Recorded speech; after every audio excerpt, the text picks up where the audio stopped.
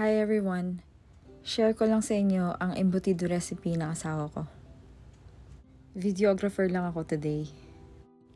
Ito, simulan na natin. Check nyo na lang yung saktong recipe sa description box. Actually, first time ko rin makitang magluto yung asawa ko ng embutido. Usually kasi luto na pag nakikita ko siya. At least ngayon, sabay tayong matututo. Paghalu-haluin lang lahat ng ingredients. Dapat talaga oyster sauce yung gagamitin ng asawa ko. Pero naubos na pala yung nandito sa bahay. Kaya nor seasoning na lang yung ginamit niya. Okay naman yung lasa. Sabi sa akin ng asawa ko, yung iba daw, banana ketchup nilalagay pampalasa sa embutido. I guess hindi ko alam kasi hanggang gisa lang talaga yung ginagawa ko o niluluto ko. Kaya siguro na perfect ko na rin yung adobo kasi yun lang lagi ko niluluto. Marunong ba kayo mag-adobo? May mga kakilala kasi ako na hindi marunong mag-adobo pero paborito nila yun. Yung adobo recipe ko, based siya dun sa napanood ko ng Korean vlogger. So same recipe na ang fina-follow ko. Pero syempre minsan kailangan mo ring i-adjust.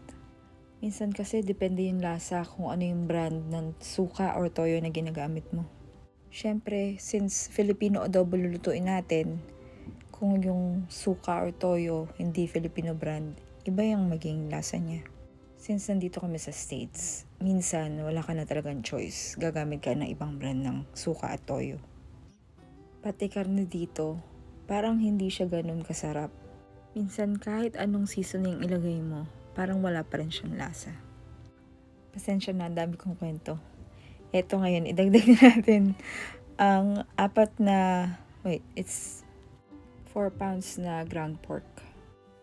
Tapos, haluin lang until everything is well incorporated. Tapos, pinadagdagan ulit ng asawa ko ng asin just to make sure na may lasa siya. At para makasigurado, magluto tayo ng 2 piraso. Actually, kung ayaw yung mag-steam, pwede na siyang ganito, para siyang burger patties. Pero syempre, dahil embutido yung lulutuin natin today, ito, babalot na natin siya sa aluminum foil. Itong buong recipe na to, 1 dosena yung nagawa niya. Tapos, ang ginawa ng asawa ko, mini-measure niya sa 1 cup para siguradong pare-pareho yung magagawa. At sabay-sabay talaga silang maluluto. Ayan, i-roll yun na sa foil. At sinukot ko pa talaga yung foil para sa inyo. 12 by 10 yung sukat niya. So, saktong-sakto. Sabi pala ng asawa ko, pindutin daw yung magkabilang dulo. See?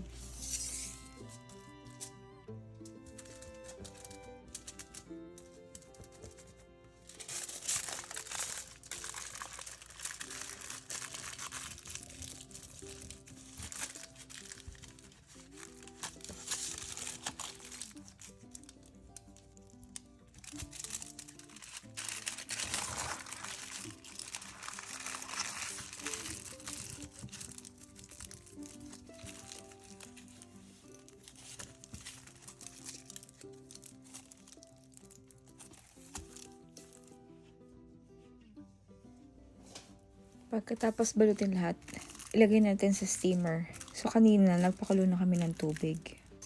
At dahil hindi pala kasya yung 1 dosena sa 1 steamer, nilagay muna namin sa ref yung sobra. Tapos lutuin na lang pag luto na yung unang batch. Ayan, ilagay na natin siya sa steamer. At lutuin natin ng 45 minutes. Ayan na. After 45 minutes, luto na ang ating embutido. Hanguin natin at palamigin. Natatandaan ko, nung bata pa ako sa Pinas, nakakatikim lang ako ng embutido pag may mga piyesta at handaan. Ito nga pala yung 3 natira na hindi nagkasya sa steamer. Ngayon, ilalagay na natin sila at lulutuin ulit ng 45 minutes. Maraming salamat sa inyo at sana try nyo ang embutido recipe na ito.